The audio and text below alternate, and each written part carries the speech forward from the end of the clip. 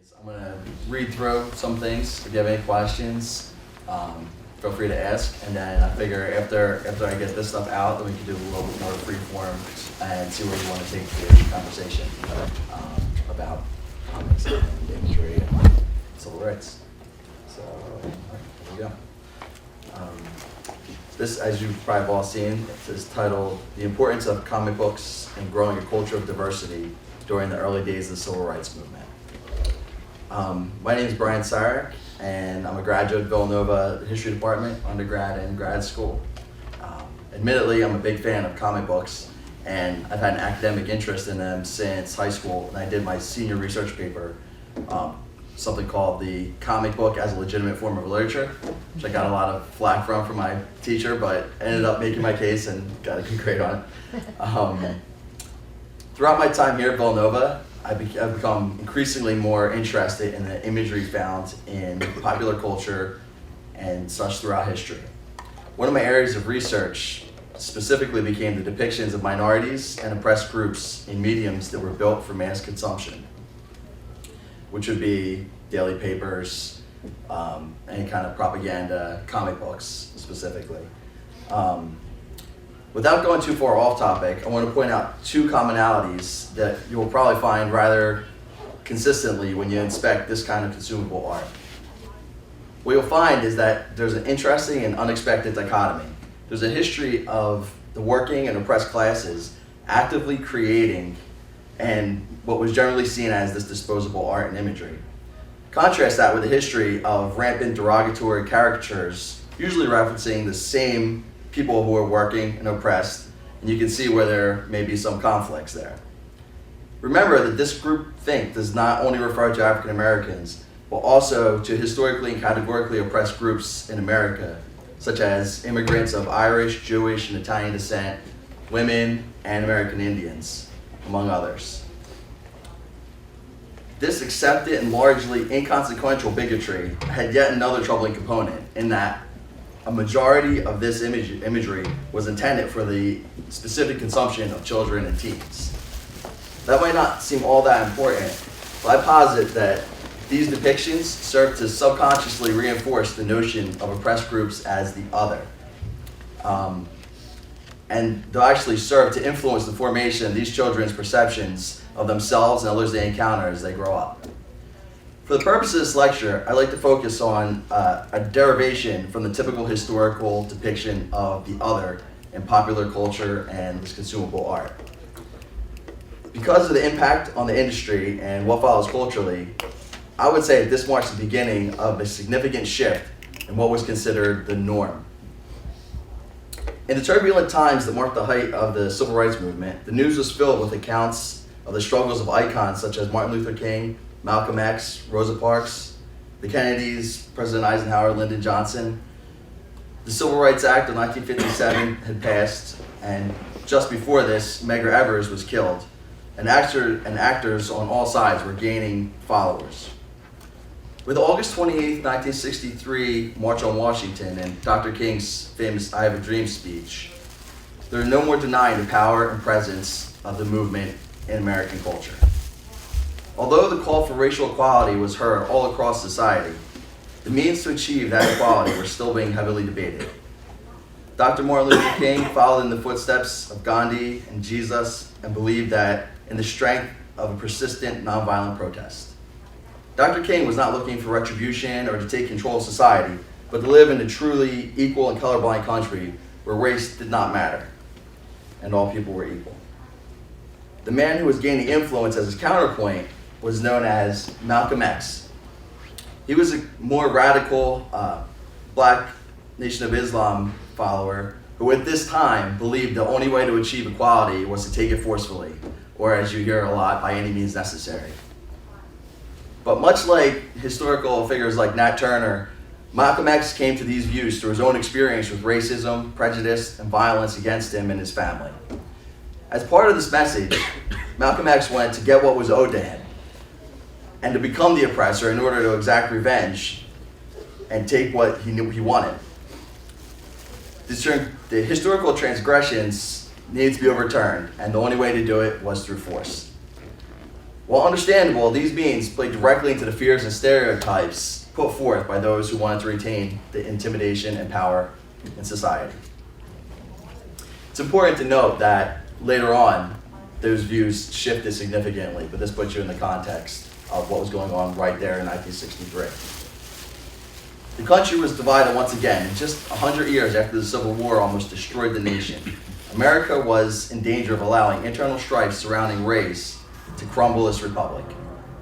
Amid the newspaper headlines of protests and segregation, as well as the first in a string of assassinations that set this unfortunate tone of the decade, a small magazine publisher in New York City did something quite remarkable. Formerly called Timely and Atlas, this upstart Marvel Comics was owned and staffed overwhelmingly by Jewish American immigrants who were veterans. Most of them were veterans of World War II, and they made a bold move for the time. But that move was not criticized, wasn't disavowed, it wasn't trashed in the media. Worse yet, it was just ignored. What Stan Lee and Jack Kirby, working with Martin Goodman, did was release a new kind of superhero book in September 1963, which means they were actually writing and drawing this probably just as the march was in the news and on television sets. The timing is crucial as the group known as the Uncanny X-men make their debut this month and wrap up what's commonly known as the Silver Age in comic books. Unlike the already popular heroes such as Fantastic Four, Superman, Spider-Man, and the Avengers, these heroes were noticeably different. They were outcast. They were segregated to a special school for gifted children. While Stan and Jack may not have set out to make an astute political commentary, but they did in fact have an idea of what they were trying to achieve with their newest book. With the introduction of a team made up of characters called Cyclops, Beast, Marvel Girl, and the Angel, and led by Professor X, who happened to be a paraplegic telepath, the mighty Marvel marketing machine made it obvious that these were not your everyday heroes. Early on, the core characters acknowledged their struggles to be accepted and treated fairly. Not only were they freaks who looked different, but there were laws passed which restricted them from leading a normal life and participating in society in the same way regular Homo sapiens could. This group of misfits and outcasts were united by a physiological status that they had no control over, a mutated X gene, which affected different people in different ways. Some were horribly deformed, while others gained incredible powers. But much like African Americans in the real world, they were treated differently from others in the Marvel Universe, merely based on their appearance rather than the content of their character. As a longtime X-Men writer Chris Claremont said in the early 90s, the X-Men are hated, feared, and despised collectively by humanity for no other reason than that they are mutants. So what we have here, intended or not, is a book that's directly about racism, bigotry, and prejudice. As they grow and the book gains some momentum, art begins to imitate life, and the parallels between the mutants' plight and civil rights movement become very much noticeable. There were hate groups formed around them, called the Friends of Humanity, that was not very loosely based on the Ku Klux Klan. And there was actually a police state set up with these giant robots called Sentinels that were set to round up and control the mutants. In a 1965 interview, Stan Lee had a quote that was actually very similar to a famous Martin Luther King quote. And he said, I believe bigotry and racism are among the deadliest social ills plaguing the world today, which I thought that was very interesting. And I think you can see, obviously, where his feelings lie on the civil rights movement. Now, I want to talk a little bit more about the leaders of the mutant groups and how they split, and how Malcolm X and Martin Luther King have allegories in Professor X and Magneto. Just as mutants are designed to represent oppressed groups, so are mutant leaders. More specifically, it's accepted that by most X-Men fans that Charles Xavier and Eric Glenhausen, Magneto, represent the philosophies, at least loosely, of Dr. King and Malcolm X. The argument posits that, like King, Charles Xavier works for better relations with humans and mutants, dreaming of peace and acceptance, integration, while in contrast, Magneto is a militant, reverse racist who, having lost faith in this unfulfilled dream, fights for the liberation of his people by any means necessary. It's interesting that even in the books, it's kind of heavy-handed where right in the early issues, 1963, they talk about Professor X having a dream of mutants living together, and they actually use the exact terminology, but Magneto says that he'll take his rights by any means necessary. So, I mean, they were laying it on heavy at this time. It's a provocative argument, and the use of the phrase leaves little doubt where they were heading with that. Sorry. While Magneto was very much originally the villain to Xavier's hero, the strict good and evil dichotomy became increasingly blurred through the years. And the X-Men comics and writers have been constantly revisiting this question. Like I said, how Malcolm X's views changed, they actually change Magneto's views as well. The question at hand is, how does an oppressed minority best respond to the oppressive majority? Radical peace or radical empowerment? There are also some parallels that's much less cited for real-world counterparts of Xavier and Magneto, and they would be Booker T. Washington and W.B. Du Bois. Like Xavier, Washington stressed the need for the oppressed group to work together with the dominant group and saw education as the primary means toward gaining acceptance and tolerance. He also supported, Washington that is, supported schools that were their trade schools so African Americans could learn to better themselves, a part of white society, and then integrate, which is similar to where Professor X went with that. Now, Du Bois started out as Washington's ally, much like in the comics, but over time they grew increasingly critical of each other and his unwillingness to aggressively confront whites about black civil rights. Du Bois often called Washington the great accommodator, but the two men continued ongoing dialogue about segregation and the black struggle long after their views began to differ. Of course, the Magneto-Du Bois parallel is not perfect. Unlike Magneto, Du Bois never advocated violence. So one could say that Eric Lenhauser's complex character was a result of the amalgamation of Malcolm X and Du Bois. While the Uncanny X-Men would have been a controversial, novel, or ostracized political view if it had been presented in a less innocuous form, the premiere barely raised an eyebrow from the general public, even as it sold over 700,000 copies. Because this story was presented in a comic book format that was seen as a frivolous or disposable medium, the hate mongers, the media, and even many of those involved in the civil rights movement generally ignored it at first. But none of that mattered, for, as Marshall McLuhan says, the medium is the message. Just as trying to be subversive here, Lee and Kirby and those that followed realized that by changing this inconsequential art that the children grew up devouring, they may be able to actually influence the development of how children saw and in turn how they interacted with those who were different from them. I had a chance to ask Stan Lee this summer about the background of the creation of the X-Men, and if you realize the impact that the book would have on teens of the era. And this is what he said, roughly. He said that as a young Jewish American growing up in New York City in the 1930s, he did not feel as though he was given enough information to really understand what was going on in Europe. He remembered feeling like the adults were having a conversation about something that was completely alien to him.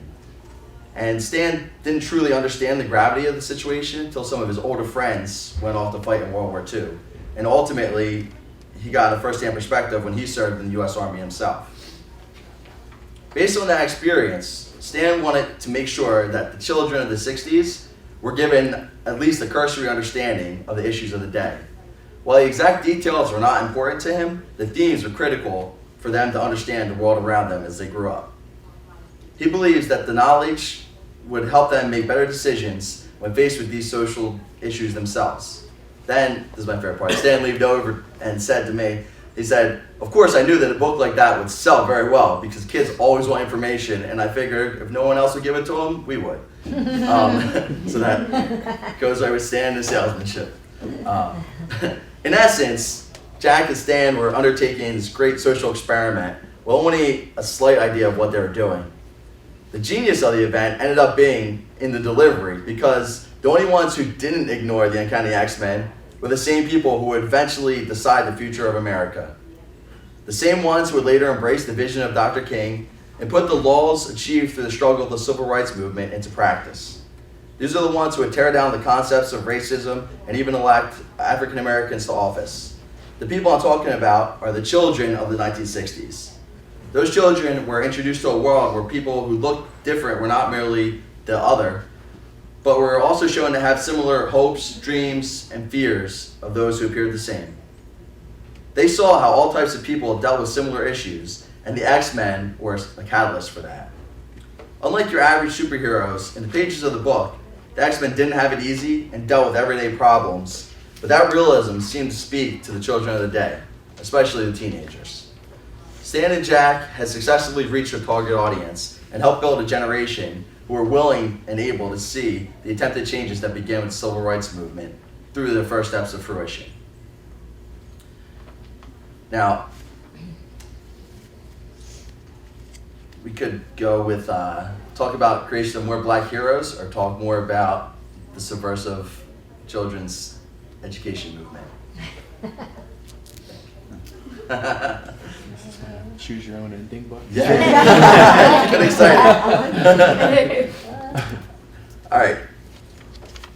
Quickly, after the X-Men, another hero named the Black Panther appeared in 65, excuse me, which was interestingly a couple months before the social activist group came around.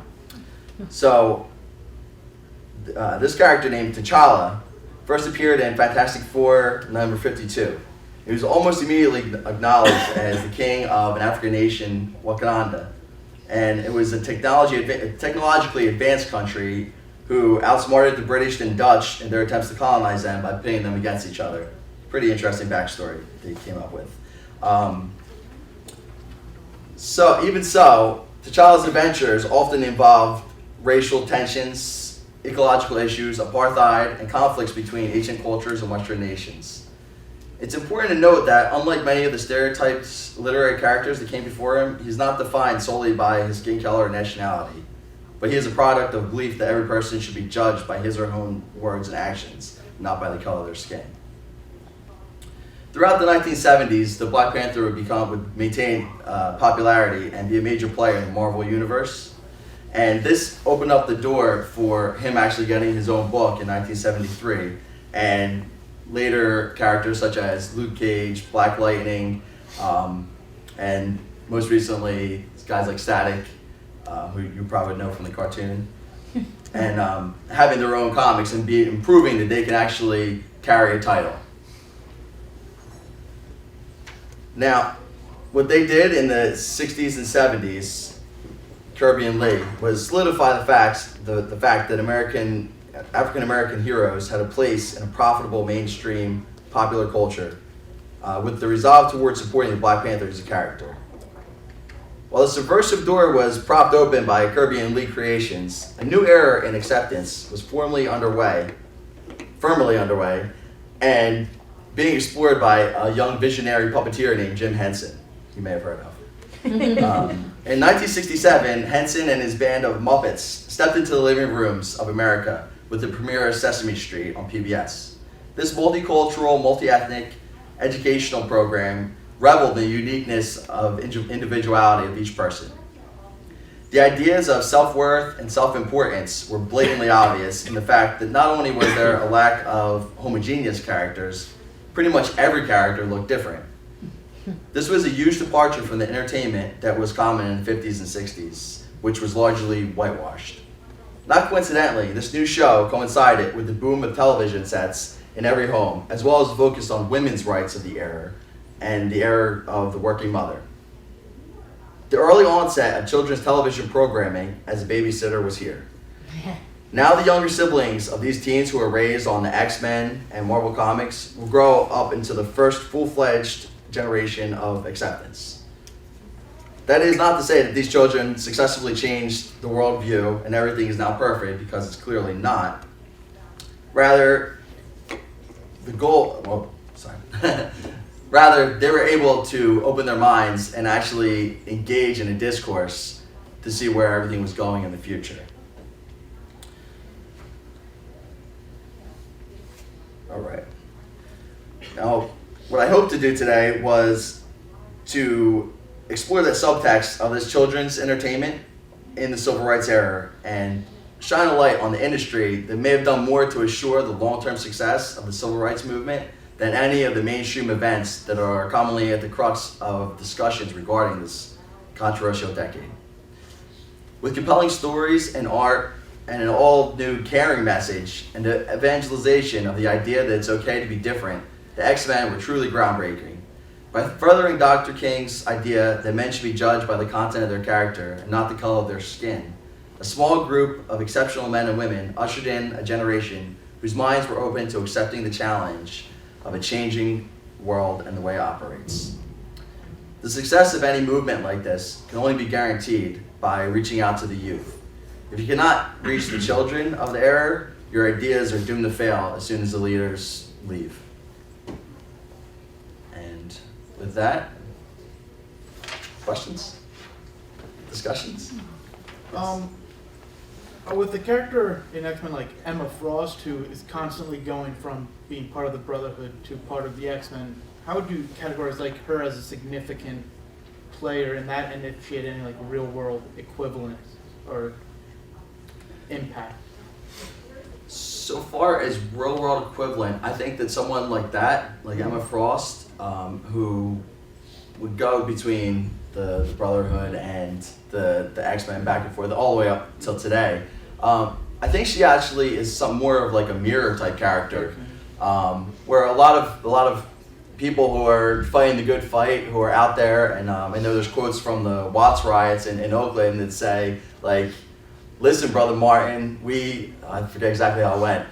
We're all about nonviolence, but we're not about to turn the other cheek. So I mean, that was something that people were struggling with, I believe. And so I think that a lot of people in those situations, people who are being oppressed, actually vacillate between being angry and saying, I want to do something about this, to saying, all right, you know what, this is right, we got to be better people. So I mean, I think not having a specific real world analogy, but I think that what they try to do with her is show how it is truly is a gray area of, you know, I mean, maybe not market violence and riots, but there's an extremeness of the like MLK and Gandhi idea of turning the other cheek, and that's not easy to do. So I think that Emma Frost would pretty much show that in you know, real, fake, raw.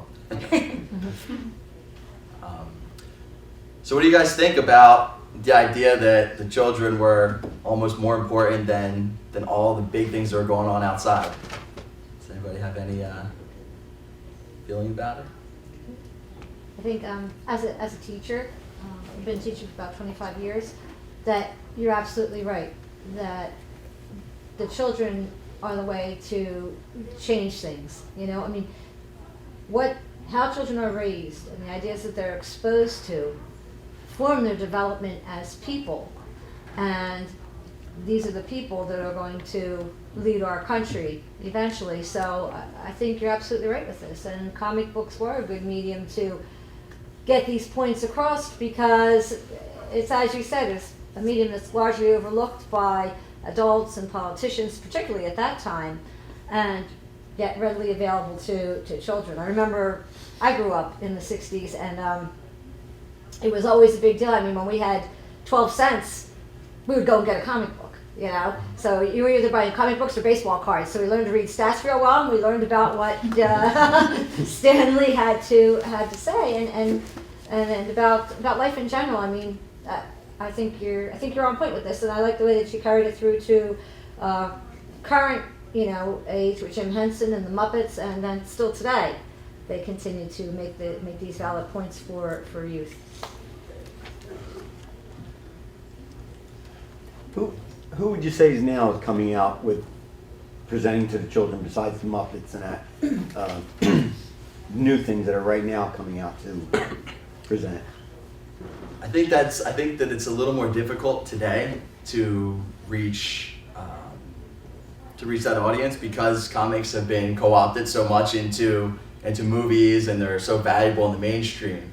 But there's still a whole host of publishers that are directly assigned to producing comics for children.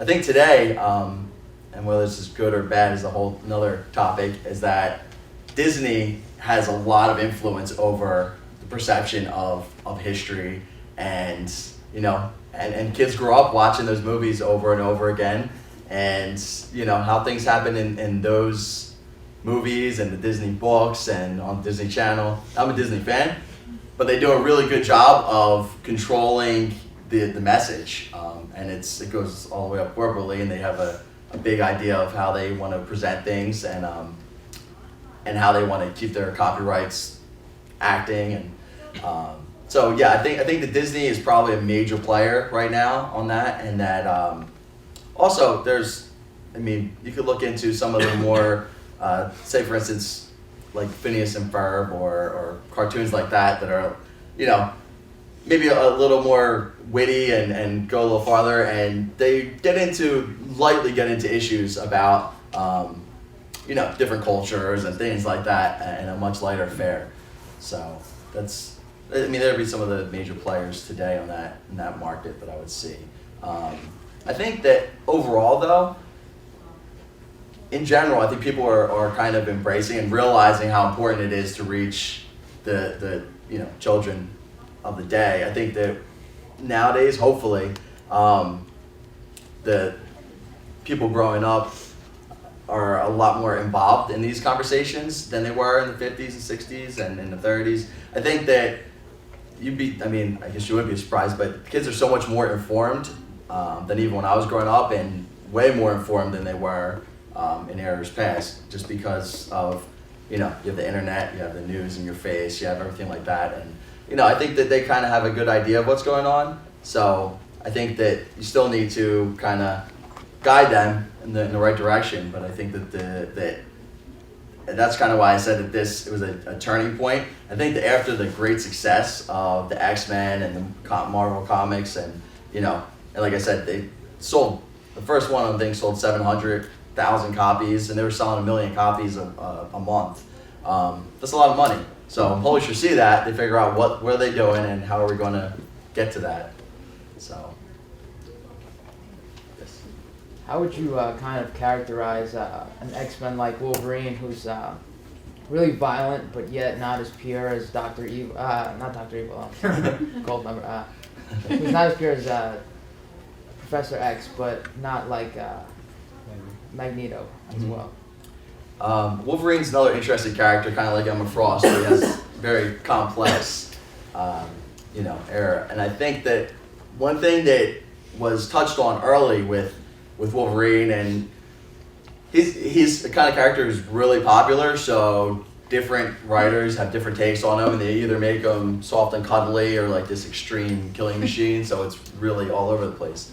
But if you look at like Len Wein and the guys that first wrote him, I think that part of it, when he was introduced to the X-Men, as part of the X-Men in X-Men 94, that he was put in as, he was an experimental super soldier from Canada. So I think that they were speaking to a little bit of some of the people who were coming back from Vietnam, and how Wolverine never talked about like his past, and he couldn't access his memories, and he would have these things you really didn't know about him, you kind of had to figure out through the reading. I think that almost was a way to talk to these soldiers who were coming back and who had these backstories, who had been through horrific things, and now we're trying to be back into normal everyday society, and it's a hard change. So I think once again, Marvel shows another aspect that you could understand and say, okay, this guy on my street just came back and he's not really talking to anybody, maybe I could help him out a little bit. You're reading Wolverine, you could say, all right, well, Wolverine was in all these wars and had all this traumatic stuff happen to him, and he comes back and he doesn't tell anybody about his backstory. So, I mean, there are so many analogies and so many ways that these guys that Stan Lee and Jack Kirby really touch on issues of the day, and just what's underlying a little bit of culture and society. So I think that's how you would talk about a guy like that. And of course, it's comic books and it's violence and blowing up things and cutting people in half and things like that are a little bit out of the social commentary context of it. But I mean, that's more of just the popcorn fun part of it or so. But the thematic stuff behind a character like Wolverine is also important. Another thing that leads to is really interesting that right at that same time when Wolverine comes into the X-Men, they had a whole new group that they introduced, which instead of just looking different, they had their backgrounds were different. So they had Storm, who's a character from Africa. They had Cyclops, Colossus, who was from Russia. And then they had Kitty Pryde, who was a Jewish character, and even so at that time they really are really expanding, and instead of just subtly talking about it, okay, the mutants are different people, it's like no, now here's really people who are different, who have to deal with these social ills, and how are we dealing with them, and it starts a whole new era of a new popularity of the X-Men, because that was, I guess, about 1974 when that came about, and they really got into some really specific social ideals, and even up through the 80s when they talked about this island called Genosha, and it was all about apartheid in South Africa. I mean, the whole thing was that they had, classes, and it was legislated government, that the mutants worked for the white man, and it was so, I mean, they don't go away from this, even though it's an early thing. The X-Men are constantly talking about those who are different. And even now they have North Star and one other character who are gay, lesbian characters. So, I mean, they touch on all different types of people and all different types of acceptance. They have a Muslim character now called Dust, who's in the Extreme X-Men, I guess. I'm not very familiar with that, but I mean, there really are, what you see outside your window is what they're trying to put in their books, at least thematically. Can I kind of dovetail on that? The idea of whether this is propaganda, and by propaganda I mean propaganda uses imagery for a very distinct purpose to get one point across, and so you leverage the media to get a point across. Yes. Or whether this is descriptive, whether this is just mining the society they find themselves in to just display things, and without the sort of the moral, like, this is the way it should be, is there a utopian vision that ever comes out? Is this trying to tell us how to act, or is this just describing the society that these comic book writers find? And that's the difference between being descriptive and proscriptive. Yes. It's a good question. Love it. And I have a question that kind of goes along with that, so maybe you could answer both. I think like back in the 60s, or what you were saying, like it was a very moralistic kind of message. Today it seems sort of like generic, like now the X-Men are in the Disney store, and so I mean, I guess what my thoughts are, where is this kind of medium going? Because it seems, you spoke a lot about the history of it, the moral message, the groundbreaking, thoughts and this and that, but then like you think of it today and it's like the movies are the next big thing, they want to capture your attention, they're blowing stuff up, they're this, they're that. So like, aren't they losing a little bit of that? Like, where is this going? Is this going to be around in 10 years? I mean, have they lost something? I personally think they have, absolutely. Okay, but your question assumes that it's changed Yeah.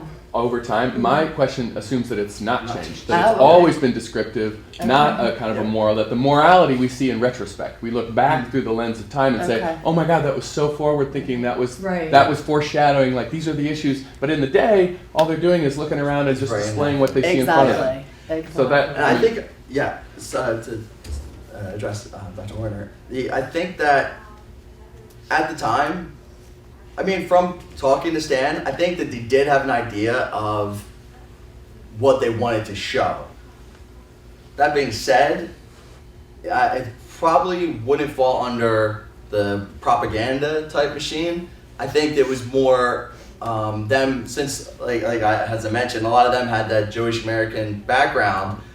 I think they were more writing from their own experience and saying, you know, hey, this is similar to what we went through, you know, and so I mean, it is descriptive in the way, but where it could fall into the propaganda, I wouldn't say propaganda, but mere education, is that I think that what they felt is that these kids reading that didn't have access to their experiences, and they really, even though this was the world outside and being descriptive, that there was that bubble that the children didn't really experience that world outside, so they couldn't understand what was going on in Selma. They didn't understand why it was important that Rosa Parks went to the front of the bus.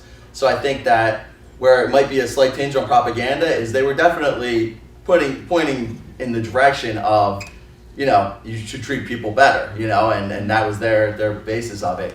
But I think that it was descriptive, and I think it was descriptive, but that was really important for the time, and even today, because you need to open that discourse and have the kids exposed to, you know, what happens, and you know, and then take it out to extreme levels of, you know, okay, now you have the bad guy with laser beams blowing up things, but dial that back and you have, you know, no one paying attention as the Nazis march into Poland and take over, you know? So I mean, I think that the descriptive part of it is also very important, but I do agree that it might not fall into the propaganda aspect as much as we see it today. You know, looking back in retrospect, you can look at something like that and say, wow, this is fantastic, where, you know, while, as I said, Stan and Jack kind of had an idea of what they wanted to present, they may not have realized the cultural impact that they would have on everything. So I think with that. But I'm sympathetic with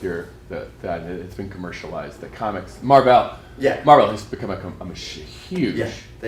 huge commercial machine. I would never use it to teach children right from wrong at this point. Like I well, don't but you could. But here's where you could go back and. It's too granola. It's too like but general.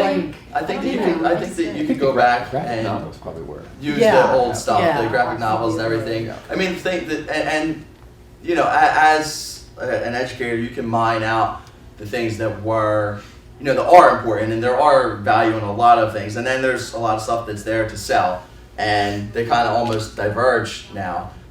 But even in the big movies, you look at the newest one, the First Class, there were a lot of social undertones in that, and you know, directly tied. I mean, they said it in 1962, like it was the whole aspect of the Cuban Missile Crisis and things like that were really a callback to the times of when the X-Men started.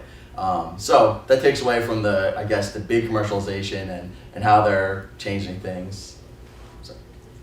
Maybe I just have something maybe to add in, since I kind of grew up in that culture of it Sure. being commercialized.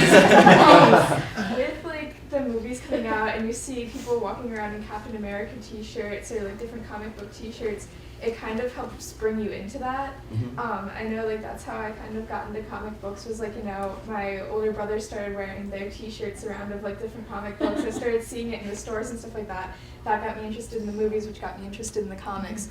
So I think it helps bring it into, like, the commercialization doesn't hurt it. It helps people find it. It brings in a new audience. I agree. Yeah. I Instead of agree with just- that. I concur. Thank you. I'm just wondering, do you think, like, I understand how you're saying about, like, portraying people who are different, like, a positive light, how it's a good thing, but, like, you mentioned, like, characters called, like, the Black Panther, like, the Black Lightning.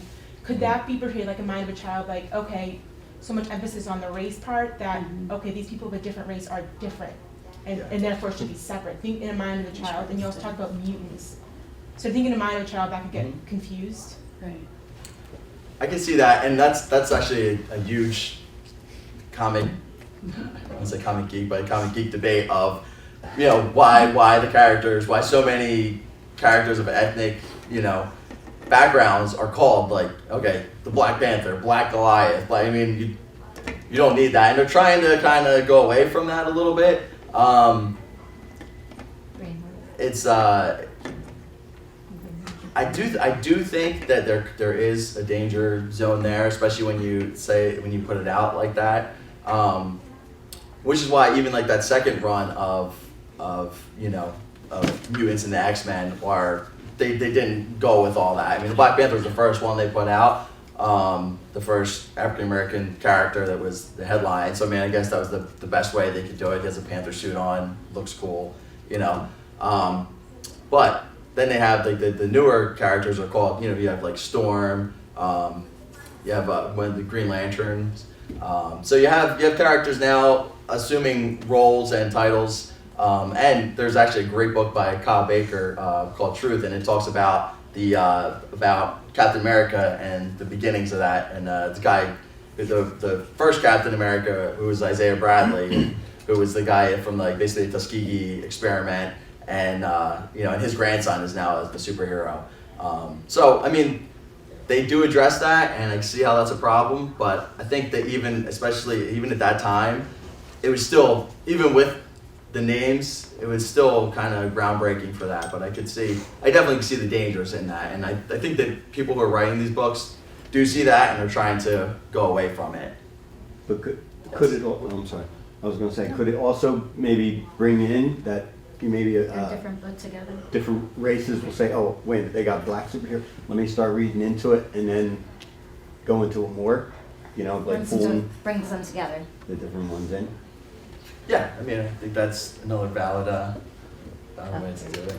Just, I was gonna say that it depends on what age the children are too, because if you're a teenager, you know that you're already been socialized to believe that. But if you're like relatively young, you still have a relatively open mind about those things, and they haven't been formed yet. So you're just reading it as an open book.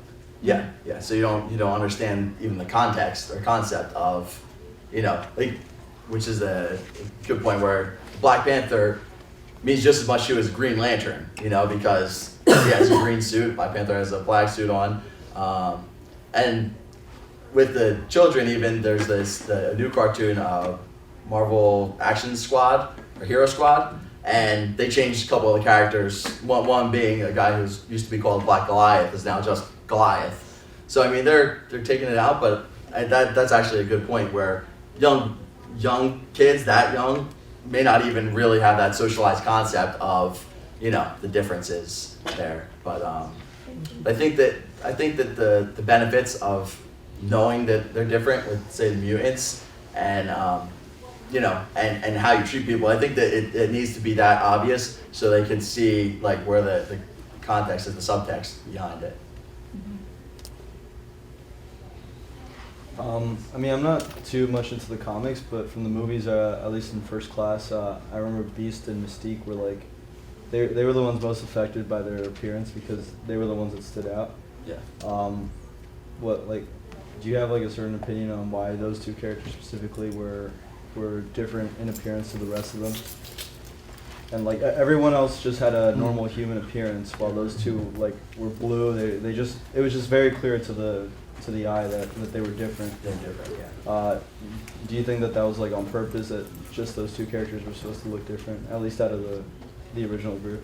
Out of them, I think that the part of the idea was even in the internal group dynamics, because they would obviously have a different idea of what it meant to be a mutant or meant to be different, because, you know, and that's even touched on in some of the earlier movies where the Beast is saying like, hey, listen, I think I have a cure for this, you know, for being mutant, where then you have people who, some of the mutants who could obviously, you know, interact on a day-to-day basis, were saying, hey, well, you know, you don't need to be cured.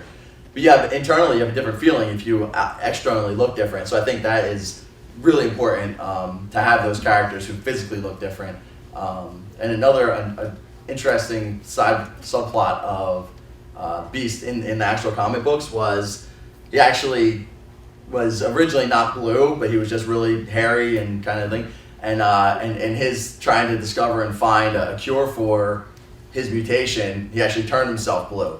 So that is another like kind of cultural subtext to say, you know, be happy with who you are, you know, and I mean, you're not going to turn yourself blue, but you should look to find acceptance and things like that. So yeah, I think that was definitely done on purpose, and really what that can do is let you see in a group of peers how people who are obviously different will interact with each other. So yes, I think it's really important. The X-Men weren't the first superhero group, but I would argue that they had the most impact, and that's kind of what this whole talk is about. Yeah. Where do you think groups like the Avengers, the Justice League, or even the Fantastic Four, where they kind of missed the mark of being the supergroup that the X-Men are? I think that at the time, you had the Fantastic Four pretty much started the whole new Marvel age of comics. And as a quick aside, I'm talking mostly about Marvel because they were decades ahead of where DC was at this time, with how they portrayed minorities and how they even talked about real world issues. DC just didn't get to that until later because they were selling a ton of the comics that they had. Marvel was new and wanted a different angle, and they actually were trying to get the teens in. I think that the Fantastic Four were needed at that time to establish it, and you needed a group that would fit in with what they were expected. And they had to deal with some things of being different, especially later on, they talked a lot about Ben Grimm, the Thing, and his mutation and how he was different, and it caused animosity within the group because he looked different physically, and there's always a thing where he wants to look normal again. So they did get to that, but that was after the X-Men. Yeah. Whereas the Avengers were kind of this group of characters who were a little bit different. They had, Captain America, who was a man out of time. They had scientists. They had Norse god and Thor. So they started to get there, but they really weren't different. They really were still these like great superheroes. They were larger than life.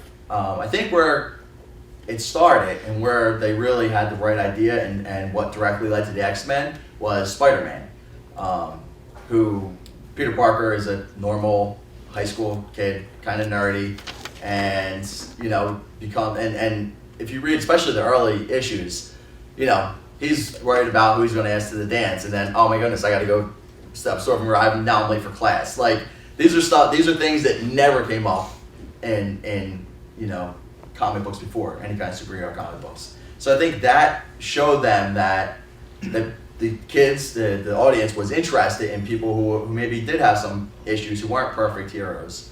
And that led directly into Fantastic Four, into the X-Men and how they really show people who were different and dealing with this bigotry and racism. So I think it was a gradual ramp up. I don't think the Fantastic Four missed the mark. I think the Avengers maybe, initially, that's why they juggled the lineup so much. I think initially they didn't get to where they wanted to be. It was more of a good seller than really making any kind of statement. But then as Spider-Man really grew and became a more fleshed out character, I think they knew that they could sell this and that it was an important play. So I think that he went right in with the X-Men, and I also think that they did a big thing because they were losing some sales in the late '60s where people were buying the more they were buying the Nick Fury stuff and the space adventures, which are very like psychedelic and looking like that. Is when they revamped the team and said, okay, we need to do this again. And what we're going to do is introduce this team that it's not only kind of touches on the themes, but like I said before, now we're going to introduce all kinds of characters from different backgrounds. So I think that's where X-Men really gets it right, and I think they stay true to that too. I think that a lot of times in comics and in any kind of popular culture, stuff kind of gets taken into the mainstream more, and I think that the X-Men always have that little background. While they may have the big movies and the mainstream cartoons, if you look into it, they always have at least one book that's really talking about serious social issues, and I think that's kind of their trademark, and it's really important. And like you said, they hit it right on the mark. They did it right. That's why they're still around. Yes. Brian, you said that Professor X reflected Martin Luther King, and Yes. I was just wondering if you could speak a little bit more on, like, I am so concerned about children and violence everywhere. There's violence in movies, violence in comic books. Is there anywhere there that it would teach a different way? or maybe not, I don't know. Yeah, there is. There's too much. there's a and that's a problem that people do bring up with Professor X. They're like, all right, well, and then he's training these guys to go fight, even though they're fighting against bad guys. How's that reflect on nonviolent? It's interesting in that where they draw that line is that the X-Men usually when they have like humans who are coming out against them and having rallies and trying to cure or murder them, like that's where they go with the nonviolent aspect, and where he always says like, listen, we're here to protect them and things like that. But when the Brotherhood and the evil mutants come, that's when they get into the big fight. So there's that message is there underlying, even though it's not quite as obvious. I think actually it ties into more of a later day, like Martin Luther King was close to the end of his life, when he was really start talking more about the anti-war and against poverty and things like that, and being a little bit more, I wouldn't say aggressive, but more forthright, yeah. Being out there more and saying like, instead of just taking a purely nonviolent stand, now we're going to be out in front and saying like, we're nonviolent, but we're here, So I think that's where, that ties into. So, and you can even see that in the latest movie, the First Class movie, at the very end, when, Professor X kind of gets more of an idea that the people still chase, if they save the day, the people still come and try to chase them off at the end. So, I think that's an interesting, thing with that, but it's not a perfect analogy. It's just a general thematic analogy. So yeah, but there is definitely violence in the comics. Yes. Do you think in the comic world there's a greater fear about going into the of homosexuality? I know that Green Lantern last year was relaunched as a gay character, a gay superhero. But if we're talking about like the civil rights of the day and how comics deal with the thing, if you're talking about people that are hidden but not, man, this would seem to be a slam dunk. Absolutely, and they do. Is there a but though? I mean, is there a hesitancy for comics to go into this because of there's this kind of its target audience and the ambivalence is still deep within our culture about. Here's a big problem, and this was a problem also early on when you're talking about introducing, like we talked about introducing black characters. The writers, usually, you're trying to write from a point of experience. So if you're not a gay writer, and you write the character, it ends up almost making it a caricature, even though you're trying to do, what's best. But they do definitely come up with that. And I mean, as early as the 80s, they talked to their character North Star, who was openly homosexual, in like 84 by John Byrne. Another thing they did that was really interesting, and this would go along with the subplots, they had this rampant legacy virus, they called it, in the mutant community. And it would, no matter what your powers were, it would sap your power and you eventually would die from it. It was devastating. I mean, that's an analogy for AIDS, as I see it. And it's and it was interesting how they broached it too, because first it was like, only mutants could get this virus. So they started saying, okay, well, you have to stay separate. And then it rolls over and says, oh, well, now humans can get the virus too. So, I mean, I think I think that there's like underlying, like putting in the themes again to talk about. And I think part of the thing what they need to do, and even while talking about the gay and lesbian rights, is maybe take a tip from Charles Schultz when he introduced Franklin. Be like, okay, there's a black character there.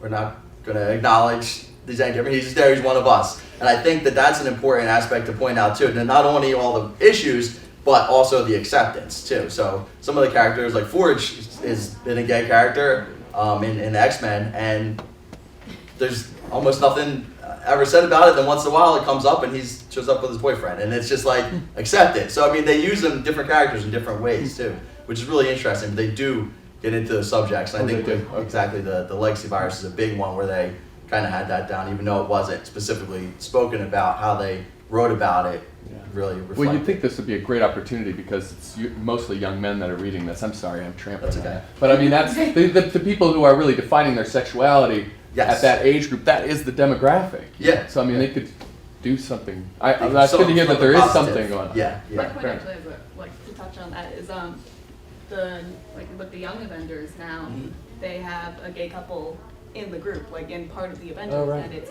they're together, they're a part of the group, so it's always going to be a big thing for them during the comics. They'll always be together, and they'll be shown like through the struggles and through their happiness together, and so that's another part. And they also touch on a good thing where like Captain America is now a girl, and she's Latin American. Her name is America Chavez, I believe her last name is. So like, I'm not really sure. My boyfriend tells me.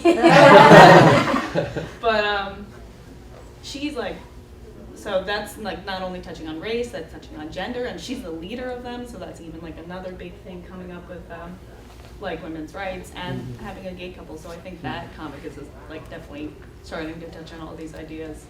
And what's the name of that The one? Young The Avengers. Young Avengers. Young Avengers? But they'll never They just- be sold to Disney. Well, no, they No, won't. no, just like that was a I really don't big know. mistake to acquire Marvel. Yeah. Right? Exactly. It's That's like right. watered down and Um, loses something.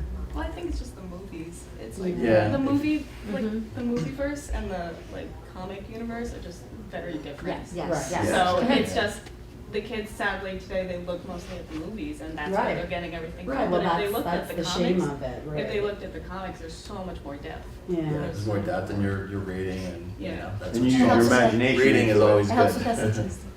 Absolutely helps with the SATs. Yeah, we're sad to see that years ago. Do you think Disney would ever start branching out to that for younger generations movies?